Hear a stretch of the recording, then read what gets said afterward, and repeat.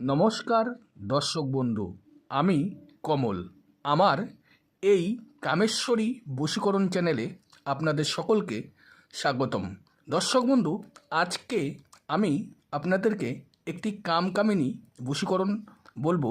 আজকের এই বশীকরণ মন্ত্রের দ্বারা আপনার মনের মানুষের মনকে পাগল করে দিতে পারবেন।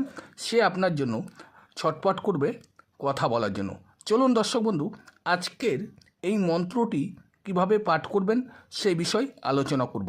তবে দর্শক বন্ধু, এই বশীকরণ মন্ত্র কোনো খারাপ উদ্দেশ্যে লাগাবেন না। আপনি তাদের জন্যই এই বশীকরণ কাজটি করতে পারবেন যাকে আপনি মন প্রাণ দিয়ে ভালোবাসেন, যে আপনাকে দিনের পর দিন অবহেলা করে, গুরুত্ব দেয় না, আপনাকে সহ্য করতে পারে না, আপনাকে পাত্তা দেয় না।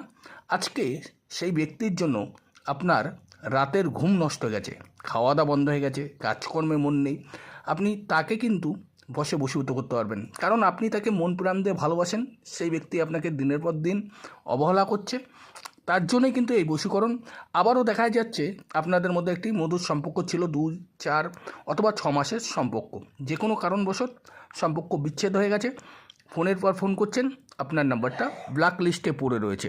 দর্শক বন্ধু, চলুন আজকের এই বশীকরণ মন্ত্রর সঠিক নিয়ম বলছি। দর্শক বন্ধু, তার আগে মন্ত্রটি জানা যাক।